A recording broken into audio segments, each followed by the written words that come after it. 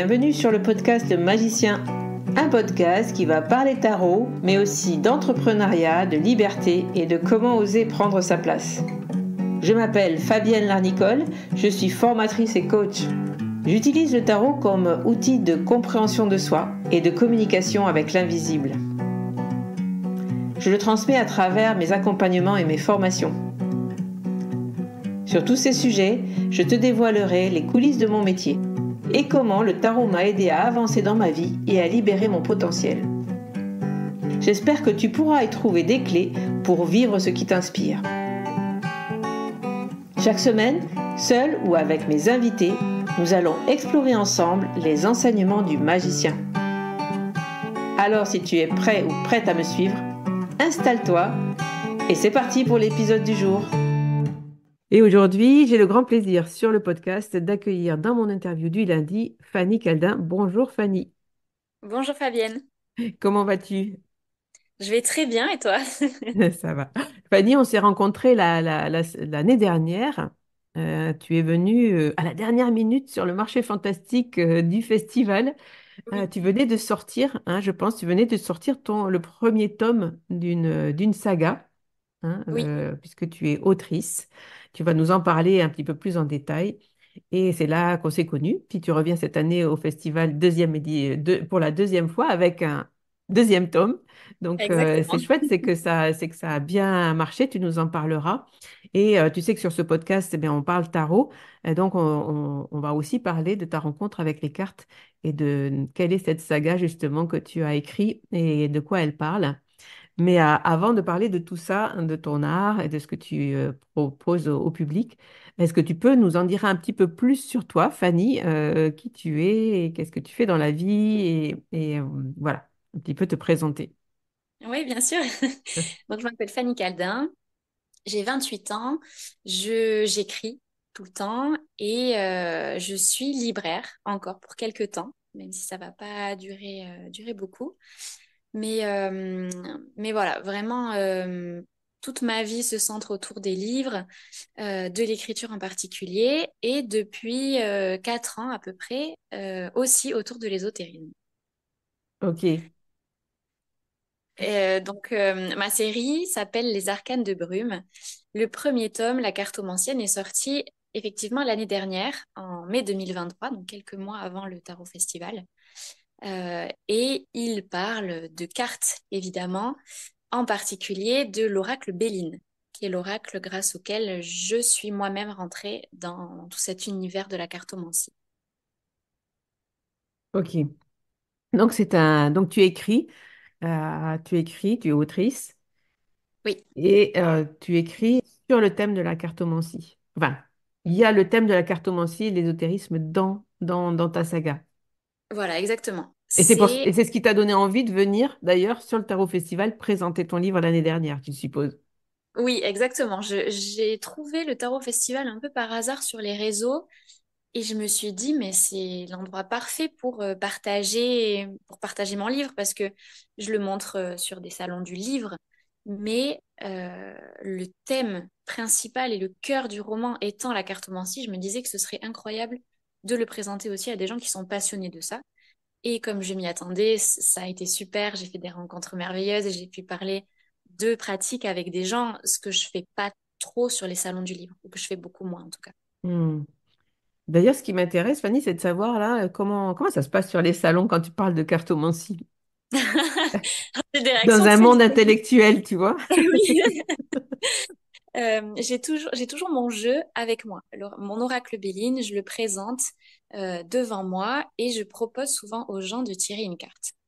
Donc j'ai des réactions très rigolotes de gens qui tout de suite me disent «Ouh là là non, surtout pas, je voudrais pas tomber sur une carte horrible ou que comme si je pouvais leur prévoir leur mort vraiment avec une carte et sur le salon.» J'ai des gens qui me regardent avec un air très perplexe de se dire «Mais qu'est-ce que ça vient faire là, cette histoire de cartes?» Donc là, je me sens obligée de leur dire «Mais c'est le thème du livre, etc.» Donc là, ils sont un peu moins grognons, on va dire. Et après, évidemment, ceux avec qui je parle le plus et ceux qui sont le plus susceptibles de plonger dans mes livres, c'est ceux qui tout de suite ont les yeux qui brillent et me disent, oh là là, oui, je veux bien, et puis pourquoi, et puis quel est le rapport avec le livre, et voilà, et qui sont intéressés et qui me posent des questions. Hmm. C'est très intéressant. Je suis très contente de t'avoir invité parce qu'on va pouvoir parler effectivement de ça, de présenter au monde, parce que je pense que dans les romans, enfin tu vas nous parler d'ailleurs hein, de ta saga et de ton roman, bien sûr, mais tu es quand même une novatrice sur ce thème-là. Est-ce qu'il y a beaucoup de romans qui parlent de cartomancie en France? Alors, il n'y en a pas beaucoup dont c'est le thème principal. Hmm, Ça arrive souvent que le héros, à un moment de sa quête, aille voir une cartomancienne, une médium, une voyante. Mais c'est très rare que, effectivement, ce soit le personnage principal. Depuis la sortie du livre, j'ai vu qu'il y en avait un autre qui était sorti, je crois, pour le public un peu plus jeune que ma série. Et là, si je me souviens bien, il est édité chez Gulfstream et ça raconte l'histoire d'une cartomancienne qui résout des enquêtes policières grâce à la magie de ses cartes. Mais il vient de sortir, donc je pense que c'est un thème qui commence à rentrer dans la littérature. hmm, Et en effet, le livre est sorti au bon moment puisque à ce moment-là, c'était très nouveau. ok. Donc, donc tu sors cette saga, du coup, cette série, hein, puisque ça va être en plusieurs tomes, puisqu'il y a déjà le deuxième tome qui est sorti. Donc, Arcane de Brume, c'est le nom de la série, et le premier tome s'appelait La Cartomancienne, justement. Exactement. C'est ça. Et le deuxième tome va sortir cette année, donc c'est une de tes actualités. Est-ce que tu peux nous en dire un petit peu plus justement ben, est-ce que pour te présenter, est-ce que tu peux nous parler de ce livre, peut-être pas du deuxième tome, mais en tout cas de cette saga, comment elle est née et peut-être aussi de toi, ta rencontre avec les cartes, puisque tu me dis que c'est l'oracle Béline qui est le thème de ce livre. Et parce que ça a été ta rencontre avec l'ésotérisme, cet oracle, hein, c'est ça. Donc, comment tu as rencontré cet oracle et qu'est-ce qui t'a donné envie d'écrire justement sur le Béline, en tout cas sur ce thème-là? C'est vaste, hein, Alors, comme question, vas-y, tu peux, j'ai beaucoup de temps à y répondre. pas de problème. Euh, Alors, tout est parti de livres, évidemment. Il y a une série que j'aime beaucoup qui s'appelle Les Royaumes du Nord, qui est écrite par Philippe Pullman et qui raconte l'histoire d'une jeune fille qui a un objet magique, qui ressemble un peu à un objet de divination, puisque c'est une boussole d'or sur laquelle il y a des symboles. Et grâce à des petites aiguilles, comme sur une montre qu'elle arrive à bouger, elle pose une question à cette boussole et la magie lui répond. J'ai toujours adoré cette série et en 2020, janvier 2020, je l'ai relue, revue et j'ai eu très envie d'avoir un objet magique à qui je pourrais poser des questions. Sauf qu'évidemment, sa boussole qui s'appelle un alléthiomètre n'existe pas en vrai. Donc, je me suis tournée vers ce qui me semblait le plus proche avec cette idée de symbole et de choses alors pas à tirer du coup dans la boussole, mais c'est la même idée. Je me suis tournée vers un oracle ou un tarot. À cette époque, je pense que je ne connaissais même pas la différence entre les deux. C'était vraiment mon tout début dans l'ésotérisme. Je le croyais en tout cas, je vais y revenir, mais je le croyais. Et je suis allée dans une boutique ésotérique qui est à côté de chez moi, à Bayonne, acheter un oracle. Le vendeur m'a dit qu'il fallait que je choisisse l'oracle qui m'appelait. Il y en avait plein et au milieu de tous ces oracles, j'ai choisi l'oracle Béline parce que j'aimais bien ces illustrations un peu pas moyenâgeuses, mais qui ressemblent à des enluminures et des choses comme ça. Et donc ce vendeur, quand j'arrive à la caisse, me dit, c'est drôle que vous ayez choisi cet oracle parce que Béline, c'était mon oncle. Donc là, je me dis, c'est incroyable. Qu'est-ce que c'est que cette histoire? Pourquoi il me dit ça? Et il se met à me raconter l'histoire de ces cartes qui ont été créées au 19e siècle par le mage Edmond, qui était très influent dans toute la mondanité parisienne, qui s'est retiré très tôt alors qu'il était en plein essor de cette ville et qui a un peu disparu. À la campagne, il paraît, mais bon, on ne sait pas trop. Toutes ces affaires ont été oubliées et le devin Béline les a trouvées 100 ans après, parce qu'une de ses consultantes lui a dit qu'elle avait dans son grenier une grande malle avec plein d'affaires qui pourraient l'intéresser. Et donc, il me raconte tout ça et je trouve cette histoire incroyable. Déjà très, très romanesque, simplement dans la réalité de ces cartes. Donc, je les prends tout de suite. Je suis très, très heureuse de trouver ce jeu de cartes. Je rentre chez moi, je commence à apprendre avec le petit carnet qui est livré avec les cartes. Et je commence surtout à faire des recherches sur ces deux mages, Béline, Edmond, cette période du 19e que je connaissais pas du tout et qui était passionnée d'ésotérisme. Et petit à petit, mais assez vite quand même, dès le début de mes recherches, j'ai cette idée de faire vivre ces cartes pendant cette période d'oubli. Euh, et tout de suite, j'ai ce personnage qui est un personnage que j'avais déjà écrit dans d'autres histoires qui étaient juste pour moi des petits brouillons. Mhm. J'ai cette idée d'une jeune fille qui vit dans la rue, qui est une mendiante, qui n'a rien, mais qui découvre qu'elle a un don qui est finalement beaucoup plus important que toutes les possessions qu'elle pourrait avoir, un don magique de, dans ce cas-là, lire l'avenir dans les cartes. Et donc je déroule ma petite pelote d'idées et ça devient au bout d'un long moment d'écriture, il m'a fallu 1 an et demi pour écrire le premier tome, ça devient l'histoire des arcanes de brume et de la cartomancienne en particulier, c'est-à-dire une jeune fille du nom de Pita qui a une quinzaine d'années, qui vit donc à Marseille dans les rues comme mendiante et qui découvre après une rencontre providentielle avec une vieille dame, l'oracle Béline, qui s'appelait évidemment pas comme ça à l'époque puisque c'était l'oracle du mage Edmond. Elle comprend qu'elle a le don de voir l'avenir dans les cartes et elle voit dans un présage en particulier qu'elle doit quitter Marseille et se lancer sur les routes à la recherche d'une femme avec un grand turban dans les cheveux. Évidemment, au moment où elle part, le hasard commence déjà à lui mettre des bâtons dans les roues. Super. Voilà. Cette première saga, du coup, cette histoire de la cartomancienne, ce premier tome a rencontré un bel accueil du public. On Oui, précise que oui, tu es édité chez Robert Laffont, aux oui. éditions jeunesse. Non, pas jeunesse. Alors, c'est la collection R. C'est la collection des jeunes adultes, ados, adultes. Voilà, ça fait un peu le lien entre les âges. Ouais. Euh, et donc, tu as reçu oui, un bel accueil du public. Je pense que même Oui, tu as reçu un prix il n'y a pas longtemps, oui, exactement. si J'ai j'ai reçu bien le prix, suivi l'actualité de Fanny. j'ai reçu le prix Méditerranée de l'imaginaire. Oui. Je suis Super. très, très heureuse de ce prix. Et donc, tu nous disais tout à l'heure, je suis libraire encore pour quelque temps.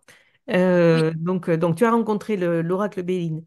Tu t'es posé, tu as écrit ce livre. Hein, ce livre est sorti, il a reçu un prix. Enfin, voilà, il y a vraiment toute une histoire. On sent qui t'embarque un petit peu, toi, Fanny, dans cette histoire aussi. Hein, c'est ce qui est magique. Et où tu en es aujourd'hui. Parce que tu dis, je ne suis plus bientôt plus libraire. Qu'est-ce que c'était que d'ailleurs, ce métier de libraire? Comment tu le vivais et comment aujourd'hui tu comptes passer ce cap-là?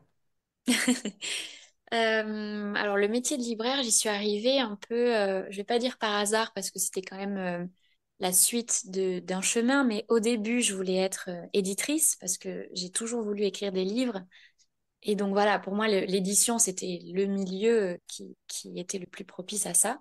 Hmm. Mais au cours de mes études, je me suis rendu compte que c'était un cursus croisé édition-librairie et je me suis rendu compte que la librairie me plaisait davantage, le contact avec les gens, le conseil client, voilà. Donc finalement, je suis devenue libraire. Hmm. Ça fait 7 ans maintenant que je suis libraire et j'écrivais toujours en même temps. Après la librairie, pendant le week-end, j'écrivais. J'écris depuis toute petite, donc c'était un exercice, c'était mon hobby avec la lecture. Et quand j'ai écrit La Cartomancienne, je me suis rendu compte que c'était différent des autres. J'ai vraiment senti que celui-là avait du potentiel et que je pouvais l'envoyer. Donc j'ai bien fait. Euh, et donc il est sorti il y a 1 an. Le deuxième tome vient de sortir aussi. Il s'appelle L'Oracle maudit. Ça fait 3 semaines à peine qu'il a été publié. Euh, et puis tout s'enchaîne. Et puis J'aimerais beaucoup, moi aussi, écrire des oracles. Maintenant que je suis tombée là-dedans, voilà, j'ai un projet dont je peux pas trop parler encore parce que c'est un peu secret. Mais voilà, j'ai un projet pour des oracles. Et j'ai plein d'autres choses qui se sont ajoutées à ça. J'écris aussi des chansons avec un ami qui est artiste, compositeur, chanteur. Donc voilà, j'ai plein de projets d'écriture qui commencent à prendre beaucoup de place dans ma vie. Et je me suis rendu compte que la librairie m'empêchait, d'un certain côté, de développer tout ça. Donc voilà, il a fallu que je fasse un choix entre mes créations et la librairie. Et j'ai beaucoup de chance parce que j'ai pu faire ce choix. Euh, Grâce à Robert Laffont, je vais avoir un peu d'argent parce que mine de rien, il faut payer les factures et avoir un toit sur la tête, contrairement à Pita. Donc voilà, grâce à Robert Laffont, je peux me permettre aussi de ne plus avoir ce travail à côté. Et puis, j'ai commencé à faire des rencontres, des conférences, des choses aussi qui vont me permettre d'avoir des compléments financiers. Euh, et puis moi, il me faut pas grand-chose pour vivre, puisque tant que j'écris et que j'ai des livres, je suis heureuse. Donc C'est voilà, ça. je peux me permettre de vivre presque d'amour et d'eau fraîche. Donc, tu as décidé de te lancer justement à 100% dans Oui, ton métier d'autrice et oui, d'écrire plein de choses, peut-être pas que des romans. Donc, c'est ce que j'entends aussi, peut-être oui, de travailler en tant que conférencière, de faire, de te transformer aussi peut-être en troubadour, toi aussi, exactement. de l'écriture. L'idée, c'est complètement l'idée, puisqu'il y a un des projets qui me tient très très à cœur que je voudrais faire avec mon mari, qui est des lectures musicales euh, Hmm, et des contes musicaux que j'écrirais et qui seraient aussi, je pense, liés beaucoup à la magie, à l'ésotérisme, à la force de la terre et de la nature. Et donc tout ça, c'est des choses que je voudrais faire et qui sont tout à fait cet esprit de troubadour pour voyager, faire entendre nos voix, nos chansons. Voilà. c'est génial. Je te souhaite un bon élan, mais c'est bien parti, Merci j'ai beaucoup. l'impression. Ce dernier tome, du coup, l'Oracle maudit, il a un bon accueil, sa vente débute bien. Alors oui, c'est vraiment le tout début. Donc moi, j'ai pas Ouais, du tout de chiffres pour l'instant, mais ouais. je le vois sur les réseaux et je commence déjà à avoir des retours de lecteurs. Donc ça, c'est génial parce que quand le premier est sorti, il a fallu du temps pour que les gens me découvrent, me trouvent sur les réseaux, m'envoient des messages. Alors que là, ils sont déjà en partie fidélisés. Et donc tout de suite, j'ai eu des retours, tout de suite des gens qui l'ont acheté, qui m'ont dit combien ils avaient aimé, combien ils avaient été surpris par l'évolution des aventures. Donc c'est merveilleux pour moi de voir que Hmm. ça continue à trouver écho en eux. Et comme j'ai commencé à écrire le troisième, ça m'a rassurée aussi de me dire que j'allais au bon endroit. Et cette saga, tu la vois en combien de... C'est une trilogie ou c'est encore, c'est peut-être même plus loin, hein, tu la vois plus Non, non, loin. non. C'est une Non, trilogie. trilogie. J'ai trop d'idées après Hmm. pour m'éterniser dans cette série. Et puis, c'est comme ça que je l'ai imaginé dès le départ. Donc, je veux pas l'étirer. Je sais qu'il y a des Hmm. auteurs qui font ça, tant que ça marche, qui étirent les histoires. Mais moi, c'est pas du tout ma manière de fonctionner. Ouais. Tu as plein d'autres choses à raconter. Donc, Exactement. on le sent. Donc, beaucoup de créativité. Oui, oui. D'ailleurs, tu as failli venir sur le séminaire Explore cette année et puis beaucoup trop de travail sur la sortie de ce tome-là, hein. Tu m'as dit non, là, Oui. je ne peux pas tout Ah oui, faire. Mais j'aurais c'est pas vrai pu. que J'aurais pas osé. J'espère que l'année prochaine, je pourrai, puisque j'aurai plus la librairie. Mais vu tous les projets que j'ai, je suis pas sûre.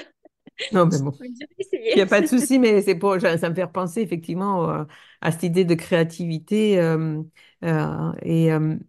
D'ailleurs, en parlant d'Explore, tu reviens au festival cette année, alors rien à voir. Explore, donc, pour ceux qui ne connaissent pas, c'est un séminaire en ligne sur le tarot et la créativité, enfin les cartes et la créativité. Là, on est vraiment dans le thème hein, de ça, c'est-à-dire comment les cartes te portent justement à créer. Et puisque c'est cet oracle aussi qui t'a donné envie d'écrire cette histoire de la cartomancienne, donc tu es vraiment l'exemple typique de, voilà, de ce que les cartes peuvent apporter à quelqu'un en termes de créativité. Euh, pour moi, je trouve que vraiment, c'est deux mots qui vont bien ensemble, tarot et créativité. Euh, mais du coup, tu reviens, tu m'as demandé de revenir du coup sur le marché fantastique avec ce deuxième tome. Donc, tu viendras avec tes deux livres. Je pense qu'il y aura aussi le tome un pour ceux qui l'ont pas encore découvert. Et oui. Et tu m'as proposé cette année de pouvoir d'aller un petit peu plus loin que de présenter ton livre sur le marché, d'avoir un stand, mais de te proposer un atelier. Et j'ai dit, ouais, ça serait génial. Donc, un atelier d'écriture lié au tarot, justement. Donc, créativité liée aux cartes. Enfin, je dis tarot, hein, ça peut être oracle, hein, voilà, quand je dis tarot, pour moi, c'est les cartes. Est-ce que tu peux nous en dire plus sur cet atelier? Qu'est-ce que tu as envie de proposer aux personnes qui auraient envie de s'y inscrire? Alors, j'ai longtemps hésité entre Oracle Béline, du coup, qui sont mes cartes vraiment de cœur, et le tarot de Marseille. Mais j'ai finalement choisi le tarot de Marseille, puisque c'est le plus connu de tous. Et il a 22 arcanes seulement. On va travailler que sur les 22 arcanes, donc c'est plus réduit et c'est plus facile à travailler. Et donc, je voulais vraiment proposer un atelier d'écriture poétique, mais la poésie, pas forcément versifiée, pas forcément compliquée. Ça pourrait être de la poésie en prose, ça pourrait être des tout petits poèmes, des choses plus longues. Je veux vraiment que chacun trouve sa manière de s'exprimer. Et donc j'ai imaginé cet atelier en 3 temps. D'abord, bon, la présentation de chaque membre, puisque l'écriture, c'est quelque chose de très intime. Donc je veux que chacun puisse se sentir euh, dans un cadre suffisamment bienveillant pour pouvoir s'exprimer. Mhm. Donc après cette présentation, une rapide discussion autour des arcanes, parce que j'espère qu'il y aura des gens qui les connaîtront un peu moins, des gens qui les connaîtront un peu plus. Je veux vraiment qu'il y ait un échange entre les personnes autour des cartes. Euh, et donc après cette petite présentation et cette mise à l'étrier, un temps d'écriture, vraiment, où là chacun pourra s'exprimer. J'espère qu'il y aura encore un peu d'entraide à ce moment-là, parce que les mots ne viennent pas toujours quand on a besoin d'eux, donc des fois il faut aller les chercher de loin, euh, il faut les titiller, il faut les tourner dans tous les sens. Donc voilà, là j'espère que chacun trouvera un peu sa manière d'écrire. Moi je serai là pour donner des conseils, pour aider à démarrer, pour voilà, vraiment encadrer l'atelier. Euh, Ça c'est la partie qui prendra le plus de temps évidemment, Oui. puisqu'on fera vraiment l'écriture. Et après ça, si les gens en ont envie, je ne forcerai personne, mais on pourra lire les poèmes et on pourra les améliorer si jamais la personne a envie d'aller un peu plus loin et que toute seule, elle n'y arrivait pas. Et ça, c'est vrai que j'ai découvert ça avec l'écriture du livre. Tout seul, on a beau aller aussi loin qu'on peut, on a des limites parce que on n'est pas, on n'a pas de recul sur ce qu'on écrit. Surtout là, ça va être un atelier en direct, donc Oui. on n'aura pas ce temps de retravail. Donc, si les gens le souhaitent, on pourra retravailler ensemble les textes un petit peu à la fin de l'atelier. Et tout ça, j'aimerais le mettre en page et l'envoyer aux gens pour créer notre petit tarot poétique. Ah, Qu'on re- super, petit Voilà, livret. qu'on ait tous un petit souvenir de ça, si tout le monde est d'accord pour partager les textes, bien sûr. Mm. Voilà, ce sera juste entre nous, mais qu'on ait tous un lien avec ces cartes, avec ce tarot de création et qu'on puisse le garder et pourquoi pas le tirer si jamais ça peut nous inspirer. Ça marche. Donc, s'il y en a qui écoutent cet épisode, puisqu'il va sortir là tout début juillet, à l'heure où on enregistre, il reste encore des places dans cet atelier. Donc, ça fait partie des ateliers où il reste encore des places. Et donc, n'hésitez pas. Si vous avez envie de rencontrer Fanny et de travailler avec elle sur ce Tarot de Marseille et la poésie, ça va être un super atelier. J'espère. Euh, ouais. et, euh, et donc, on va revenir à toi et à ta Oui, pratique. Donc, on a présenté ton univers d'autrice, d'écrivaine, et donc dans ce que tu veux proposer aujourd'hui. Mais toi, personnellement, après avoir écrit sur l'oracle Béline, enfin en tout cas, et aimé baigner dans ce monde magique et ésotérique, quelle est ta pratique à toi aujourd'hui? Est-ce que tu pratiques les cartes pour toi-même et comment, pourquoi, on veut tout savoir. Ou les runes, ou je ne sais pas. Ou est-ce que c'est Alors, vraiment un support d'écriture et puis que voilà, ça t'a suffi, ça t'a assez nourri et que tu n'en as pas besoin finalement en plus? alors non, c'est pas vraiment un support d'écriture, finalement. Ouais, Euh, Parce que ça m'a donné l'idée ouais. et évidemment, Pita tire les cartes dans le livre, donc je m'en sers beaucoup pour préparer ses prédictions, pour choisir les chapitres, etc. Mais il y a beaucoup de gens qui me demandent si je tire les cartes quand, par exemple, j'ai un doute ou que je ne sais pas où aller ou que j'ai voilà que l'intrigue me pose un peu problème. Et ce n'est pas le cas. Peut-être que ça m'arrivera, mais en tout cas pour cette trilogie, ce n'est pas le cas. Je ne tire pas les cartes pour écrire, Mhm, mais je tire les cartes en effet pour moi, très peu pour moi, beaucoup pour les autres, pour ma famille, pour mes amis.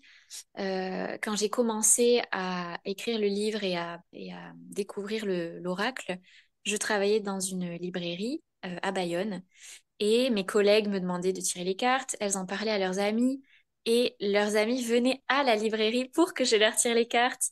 Donc, c'était une ambiance très drôle, ça m'a permis de progresser très vite au début.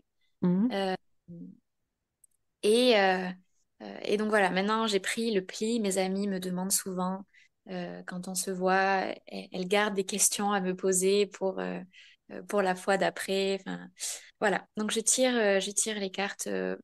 C'est pas régulier, c'est quand la question vient. mhm, Euh, et puis j'ai moi aussi quand même des moments particuliers. Chaque année, je fais un tirage de l'année.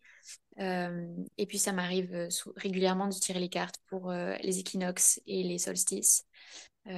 Voilà. Mais c'est vrai que j'ai découvert pas seulement les cartes, mais toute une pratique ésotérique liée au cycle de la Lune aussi. J'ai découvert cette connexion avec la Lune et ça m'a beaucoup apporté. Et puis voilà, maintenant j'ai un petit hôtel, j'ai tout plein de réconfort j'ai gagné beaucoup de confiance aussi grâce à cette pratique. Donc je la maintiens parce que c'est devenu important pour moi. C'est intéressant. Est-ce que ça me parle? Parce que moi, effectivement, le travail avec le cycle lunaire, c'est un travail que je fais depuis longtemps aussi. Et c'est vrai que c'est un travail personnellement qui m'a beaucoup apporté. Mm. Comme tu dis, en confiance aussi et en reliance à soi-même, en fait. C'est des moments où on sent qu'on a le pouvoir de décider, enfin, tu vois, aidé par les éléments généraux, enfin, tu vois, pour ce qui nous entoure, de retrouver du sens. Je sais pas si c'est comme ça que tu le vis, mais moi, c'est un peu comme ça, de retrouver la connexion à ce qui t'entoure Oui, en termes de nature, justement, hein, que ce soit les astres, la vie, comme tu dis, les équinoxes, les solstices, les saisons, le fait qu'en hiver, on peut accepter d'avoir froid et d'être à l'intérieur et de vivre cette lenteur sans agacement, tu vois. Enfin, voilà, en se préparant justement peut-être aussi aux saisons. Là, on se prépare peut-être à avoir chaud un jour. C'est pas le cas. c'est ça. Le Mais on se solstice est dit, passé, mais pour l'instant, on voit pas l'été. pour l'instant, non. On se dit, ça va bien nous tomber dessus à un moment donné. Euh, ben voilà, tout ce travail-là, et c'est vrai et un travail puissant aussi de revenir à soi et de pouvoir poser des intentions pour sa vie. Oui, Et rien que de ça, de réfléchir à ça, de poser l'intention, avec ou sans carte, de voir la puissance que ça peut avoir effectivement dans notre esprit, dans ce qu'on va mettre en place, dans ce qu'on va vivre. Voilà, je trouve que c'est vraiment une pratique, comme tu dis. C'est très beau ce que tu as dit de reprise de confiance en soi, de revenir à soi. Mm.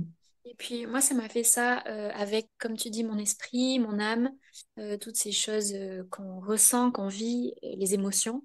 Et ça me l'a fait aussi par rapport à mon corps, parce que en me connectant à la Lune, en faisant toutes ces recherches sur ce que l'ésotérisme pouvait apporter, je me suis aussi reconnectée à mon cycle menstruel. Mhm. Et ça m'a fait beaucoup de bien. Et j'ai vu la différence dans mon corps. J'avais un cycle très, très douloureux. J'ai de l'endométriose, j'ai plein de choses qui étaient difficiles à vivre pour moi. Et ça m'a fait changer mon rapport à ça. Et je me rends compte maintenant, dans mon corps, je vis mes règles et tout mon cycle très différemment. En termes de douleur, en termes voilà, d'émotions aussi. J'ai beaucoup moins de variations d'humeur. Enfin, voilà. Et ça, c'est aussi un thème que j'ai voulu aborder dans le livre qui existe très peu dans la littérature. Oui. Et voilà, c'était important parce que pour moi, tout est connecté. Et donc, il fallait que Pi découvre elle aussi ce que ça pouvait lui apporter dans son corps, en plus de juste son esprit. C'est très, très intéressant ouais, parce qu'effectivement, le rapport bah oui, le rapport physique qu'on a avec, on va parler d'univers, je veux parler d'univers, on va dire comme ça, c'est-à-dire ce qui nous entoure, hein, l'esprit de la nature, on va dire, ouais, nous aide vraiment à accepter, à comprendre. Est-ce que tu le vois comme ça, toi? Est-ce que tu vois comme une part d'acceptation de mieux le vivre dans ton corps parce que tu acceptes tu vois, tu es rentré dans le processus de dire, ben, je suis pas seule, je suis enfin, je peux pas aller contre, de toute façon, la nature est ce qu'elle est et l'acceptation de ce que tu es et donc, ou de ce qui est et de pouvoir justement bah, le vivre avec plus de lâcher prise et Oui, de complètement. joie peut-être aussi.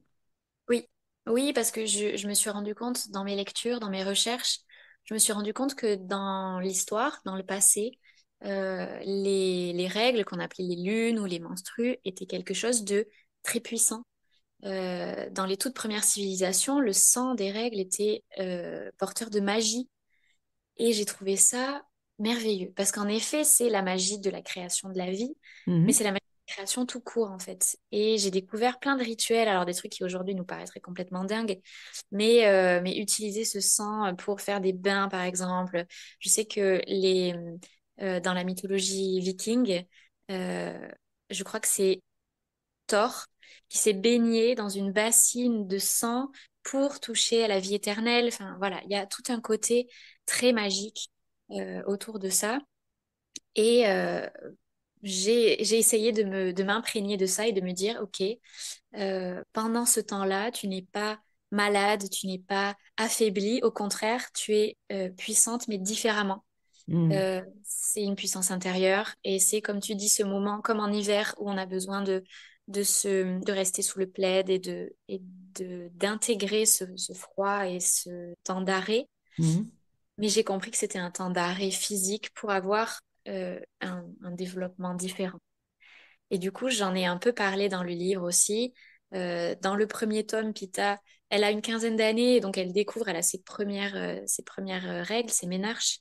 Elle découvre ça, donc elle déteste évidemment, parce que quand on commence à avoir mal et à souffrir et à se vider de son sang, ben forcément, on n'est pas très contente.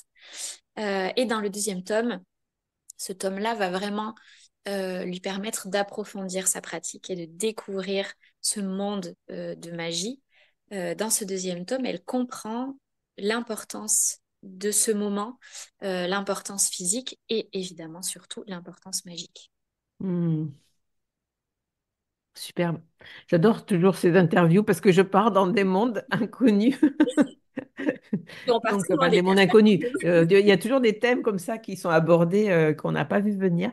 Mais je trouve que c'est hyper intéressant. Tu es la première, je pense, que j'interviewe qui me parle justement de enfin, de ce que la pratique ésotérique, donc la pratique ben, dont les cartes font partie, on va dire, mais il y a d'autres pratiques, hein, mais en tout cas, les cartes en font partie. En tout cas, de te connecter à ce monde ésotérique et aux cartes t'a permis de reconnecter à ton corps. Et ça, je trouve Oui, que ça, c'est pour le coup, c'est magique. oui, oui, oui, vraiment. Mm. Et quand on parle de créativité, justement, aussi, tu vois, de revenir, bah, quand on dit revenir à soi, se recentrer, bah, tout ça, c'est aussi revenir au corps, effectivement. Il n'y a pas que Oui, l'esprit, justement.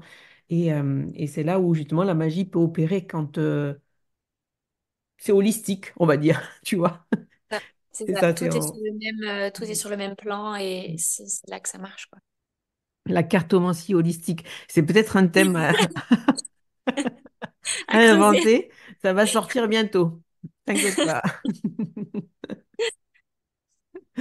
Ouais, bah, écoute, merci pour ce partage. Merci pour de nous avoir ouvert cette pratique qui est la tienne.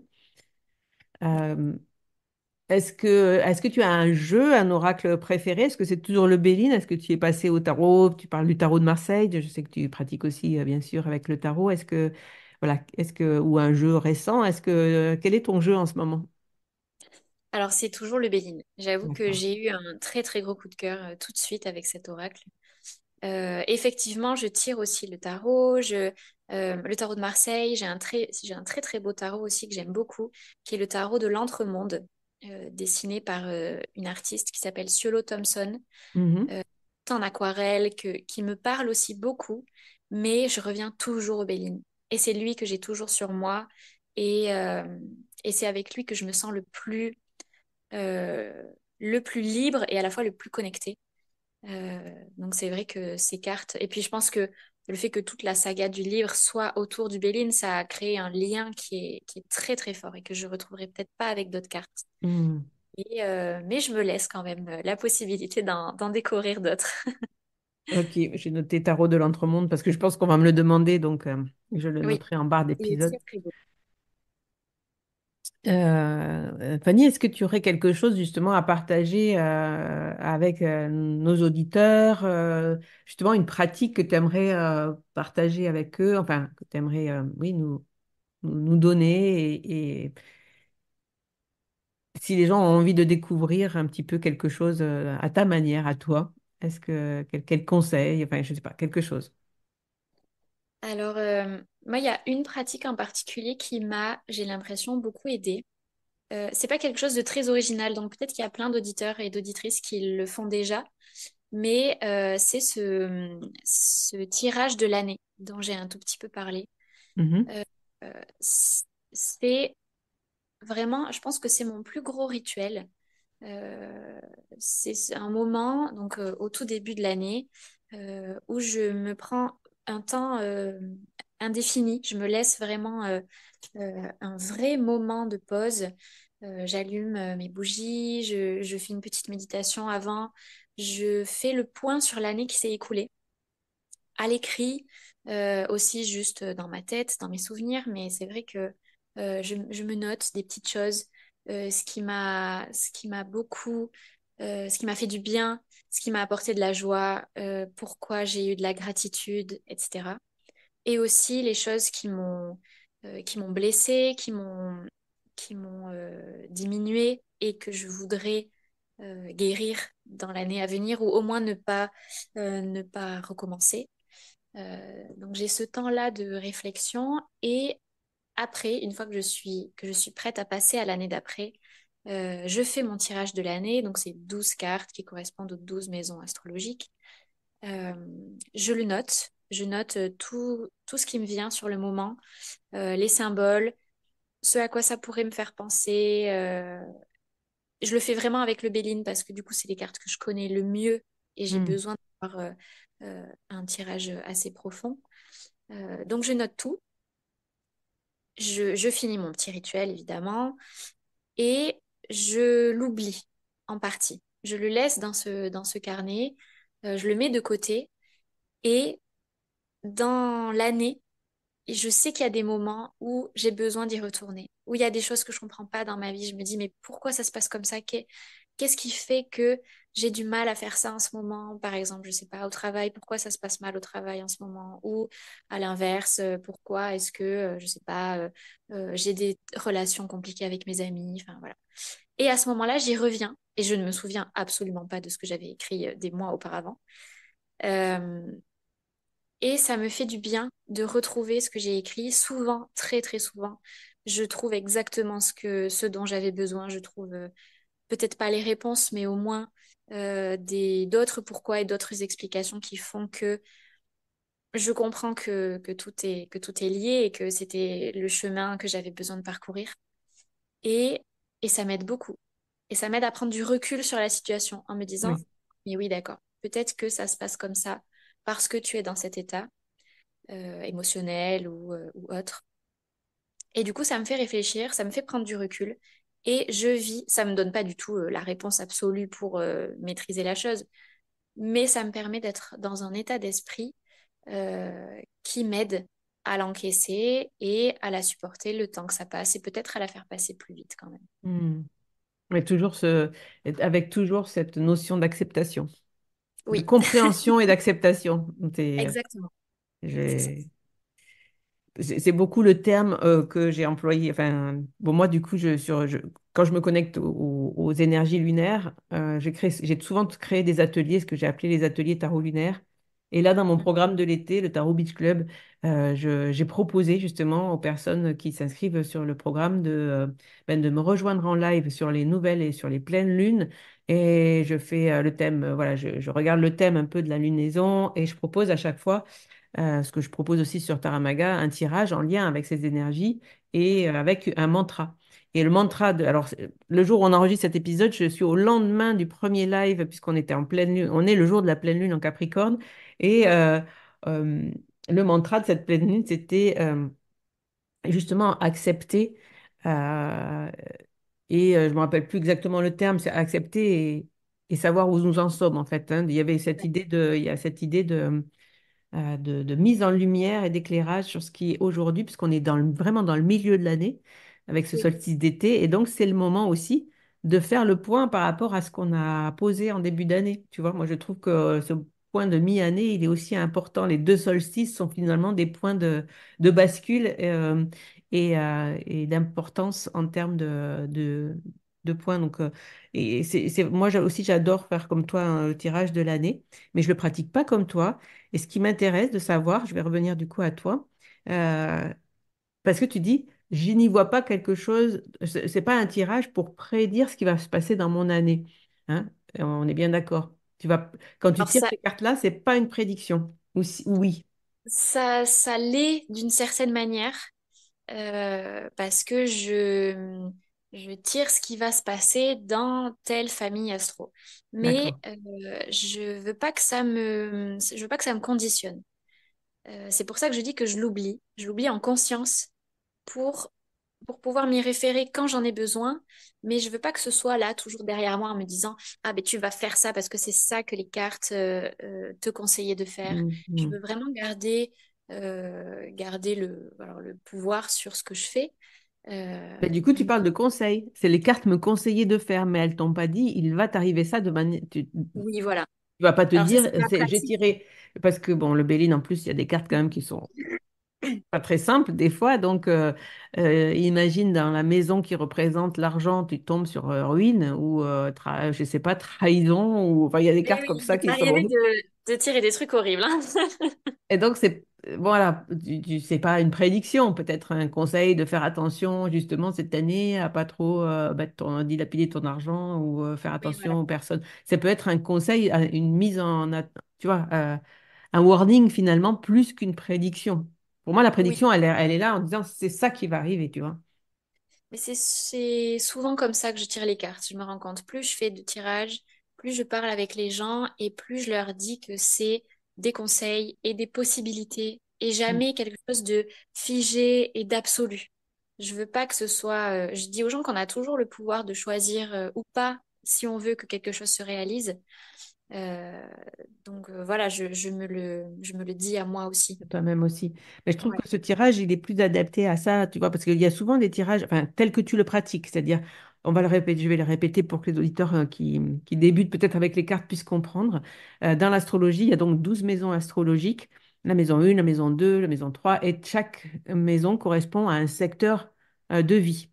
Donc, vous pouvez le faire avec les maisons astrologiques. Si ça ne vous parle pas, vous pouvez aussi vous décider des secteurs de vie finalement sur lesquels vous pouvez tirer les cartes et tirer une carte dans chaque secteur de vie qui te donne du coup une prévision, un conseil, enfin, ce que vous voulez par rapport à votre année, qui est un support d'écriture, hein, puisque tu Mm. dis j'écris dans mon journal tout ce que ça Oui, me dit et après je l'oublie et c'est ce qui va peut-être processer un petit peu pendant ton année.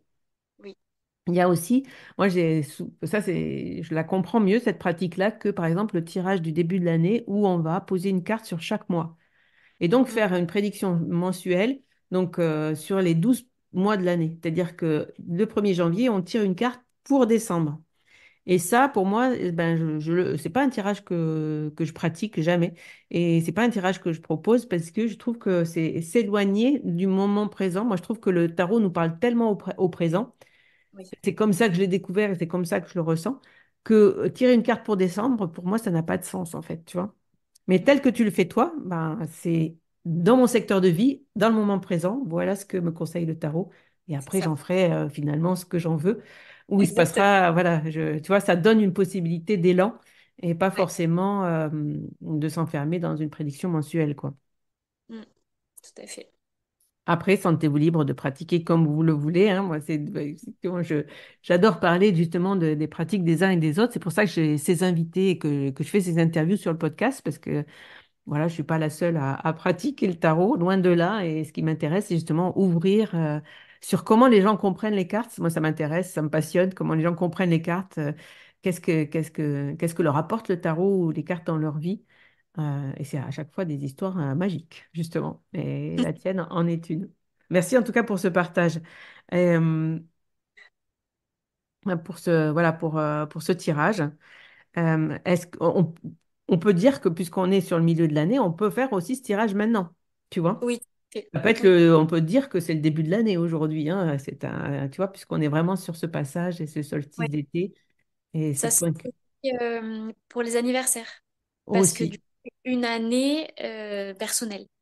Une année personnelle, ça peut être un très bon tirage anniversaire, effectivement. Ouais. Faire le point, faire le bilan avec les cartes, c'est toujours une bonne idée, moi, il me semble. C'est ça. On va venir tout doucement à la fin de cet épisode, Fanny. Dis-nous ton actualité aujourd'hui. Du coup, voilà, qu'est-ce qui se passe dans ta vie aujourd'hui? Comment on peut te retrouver? Où? Comment? Voilà, que proposes-tu au monde en ce moment?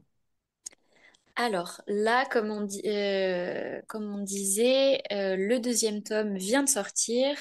Le début de la promo est lancé. Donc c'est un peu un moment plus calme pour moi. J'ai enchaîné beaucoup de festivals, beaucoup de dédicaces là sur les mois de mai-juin. Mhm. Donc juillet, août, c'est un peu mes petites vacances. J'aurai quand même quelques dates de festivals évidemment. Je serai notamment alors, je vais mal le prononcer. C'est à côté de Castres. C'est Frècheville. Fréville. Oui, nous y serons Voilà. ensemble. Ah ben voilà. Alors, je serai là-bas. Enfin, Euh, le dernier week-end de juillet, c'est le salon du bien-être et de l'ésotérisme à Fréjeville, porté par l'association Aulin, euh, exactement. voilà, qui est présent aussi au Tarot Festival. Voilà. Et donc, ils m'ont invitée. J'étais ravie. Donc, je serai là-bas le 27 et le 28 juillet. Après, j'aurai des petites dédicaces par-ci, par-là cet été. Mais le gros de la reprise de mon activité, ça sera septembre, octobre et la fin de l'année. Et donc, pour me suivre et pour me retrouver, vous pouvez aller sur mon compte Instagram, qui est mon nom, Fanny Caldin. Et je dis toujours, j'annonce toutes mes dédicaces et toutes mes Mm, dates. mm. Et voilà, ce temps d'été-là, beaucoup plus calme, je vais surtout l'utiliser pour écrire et pour me plonger complètement dans ce troisième tome que j'ai commencé, mais qui va me demander beaucoup de temps lui aussi. Et c'est toujours l'histoire de Pita, hein, les deux tomes, c'est les suites de son aventure. Oui, exactement. C'est Pita qui progresse dans sa pratique, qui découvre ce monde ésotérique, puisque dans le premier tome, elle est très seule, elle fait des petites rencontres, mais c'est un électron libre, elle a sa quête à poursuivre. Donc dans le deuxième, elle va découvrir beaucoup de choses. Et dans le troisième aussi, du coup, je l'amène encore plus loin et Elle vient au encore... Tarot Festival, c'est ça? Voilà. C'est un peu l'équivalent. Super. On l'attend de pied ferme. Tant mieux. Moi aussi, j'ai très hâte d'y Et être. je voulais revenir justement, alors juste avant de clôturer cet épisode, tu vois, je refais un petit zoom arrière. Tu nous as dit donc que tu étais libraire, mais que tu as arrêté ton activité de libraire. Donc tu plonges dans le grand bain, dans le grand bain. Voilà, qu'est-ce que ça fait à l'intérieur de toi? Comment tu as pris cette décision? Peut-être que tu vois, des auditeurs et des auditrices seraient curieux de comprendre qu'est-ce qui t'amène à faire ce grand pas, de te dire, bah, je suis autrice, c'est mon métier, je ne fais que ça. tu nous as un peu expliqué, mais intérieurement, justement, comment tu te sens avant ce grand saut? Alors, j'ai beaucoup de hâte, beaucoup d'excitation. Évidemment, j'ai un peu d'appréhension parce que, comme tu le dis, c'est un très grand saut. Je ne sais pas trop si je vais arriver à vivre uniquement de ma plume, mais ça a toujours été mon rêve depuis toute petite. Ça a toujours été mon but. Plus qu'un rêve, je savais quelque part que j'arriverais à le concrétiser. Je ne m'attendais pas à ce que ce soit si tôt. Mais, euh, mais voilà, quand j'ai commencé à écrire la cartomancienne, je l'espérais, c'était plus tangible que jamais. Quand il est sorti, je me suis dit, ça y est, c'est possible, on va voir comment ça évolue, mais c'est quelque chose qui entre dans la réalité. Mhm. Euh, et puis, euh, et puis voilà, je sens que j'ai besoin d'être complètement dans ce monde de l'écriture. Même si j'aime mon métier de libraire, c'est vrai que ça reste un métier alimentaire euh, et ça reste quelque chose qui, malgré tout, m'empêche d'écrire. Même si j'aime ces moments-là, ça m'arrive d'être à la librairie et de me dire, oh là là, là, tu pourrais être en train d'écrire, tu pourrais être en train juste de réfléchir et de plonger dans ces mondes que j'ai tout le temps qui m'habitent. Euh, et donc voilà, j'ai ce besoin d'essayer. Je suis à un moment de ma vie où je peux me le permettre aussi. Je j'ai pas d'enfant, j'ai pas de prêt, j'ai pas de très grosse pression autour de moi. Euh, et donc voilà, tout s'est aligné, on va dire, pour que ce soit possible. Et puis comme j'avais cette envie absolue de le faire, c'est vrai que la moindre possibilité, je m'en suis tout de suite emparée. Mhm. Euh, donc voilà, j'ai extrêmement hâte de pouvoir me consacrer à l'écriture et je vais faire en sorte le plus possible que ça dure. Et puis comme on a dit, j'ai d'autres D'autres choses projets. aussi, voilà, d'autres projets qui vont me permettre de soutenir un peu ces bases de l'écriture. Donc voilà, mais en tout cas, je ne peux que dire aux gens de se lancer, d'essayer, d'oser, parce que c'est quelque chose que je faisais pas aussi. L'audace, c'est en partie ce que m'a appris ma pratique ésotérique et ma pratique de cartomancie. Il faut oser. Et puis je me dis, si jamais j'arrive pas à tenir, ben, je retrouverai un travail et c'est pas grave. Mais Ouais. au moins, j'aurais essayé. Ouais, je crois que c'est important quand on se lance de se dire, OK, et si j'échoue? Parce que la peur, elle est souvent là. C'est de dire, oh, Oui, et ça va être une catastrophe si j'y arrive pas. Mais si tu n'y arrives pas, tu peux toujours faire retour arrière. Tu peux, en tout exactement. cas, ça Parce t'aura que amené une telle expérience que peut-être ça t'ouvrira tellement d'opportunités que tu sais même pas où cette décision va t'amener. Mais exactement. on peut toujours revenir en arrière. On peut, comme tu dis, ben, on aura Oui, toujours parce que besoin de ce- libraires et peut-être même d'autres métiers. Peut-être que tu évolueras et que tu auras d'autres pratiques qui te pourront te permettre de faire d'autres métiers. En tout cas, c'est une étape de ta vie et tu te donnes toutes les chances. Moi, je trouve que oui, c'est très chouette. En tout cas, je te souhaite, et je pense de la part de tous les auditeurs du podcast, beaucoup de réussite dans cette vie merci beaucoup. d'autrice. Et puis, on se retrouve au Tarot Festival avec un stand et où tu pourras dédicacer. Venez avec les tomes de la saga. Si vous ne les avez pas encore, vous pourrez les acheter sur ton stand et rencontrer Fanny en direct et venir discuter de cartes et d'ésotérisme. Oui. Avec plaisir, avec grand plaisir. J'ai oublié de dire qu'au festival, tu m'as proposé et j'ai accepté avec grand plaisir une lecture publique. Du coup, Exactement. là, ça sera le dimanche entre midi et 2 en salle de conférence. Oui, Donc, tu viendras lire un extrait de ton deuxième tome. oui. Mm. Je vais choisir attentivement cet extrait pour qu'il ne dévoile rien du premier, en tout cas qu'il n'y ait pas de gros spoilers. Mais voilà, je voulais que ceux qui ont déjà lu le premier ne réentendent pas ce qu'ils ont déjà lu. Euh, et donc voilà, je vais vous choisir ça pour que ce soit, euh, pour que tout le monde puisse écouter et, euh, et pour vous faire découvrir mon univers. Mm. Superbe. Voilà, je crois qu'on a tout dit. Et Fanny, je vais te laisser le mot de la fin. Enfin, moi, j'ai tout dit. Je vais te laisser le mot de la fin si tu as quelque chose à exprimer sur ce podcast aux auditeurs du Magicien. Je te laisse la parole et je te dis à très bientôt. Merci beaucoup. Merci de m'avoir invitée. Ce que j'ai à exprimer, c'est beaucoup de gratitude envers toi qui m'invites au podcast et au festival, envers tous les gens qui vont venir me voir et qui vont nous écouter, et puis évidemment tous mes lecteurs et mes lectrices, et tous les gens qui portent ce projet avec moi. Donc merci beaucoup à tout le monde et à très vite, j'espère. À très bientôt à tous. Merci. Voilà la fin de cet épisode. Merci de l'avoir écouté. N'oublie pas de t'abonner pour ne pas manquer les prochains. Soutiens le magicien en laissant un avis ou un commentaire sur ta plateforme préférée, Spotify ou Apple Podcast.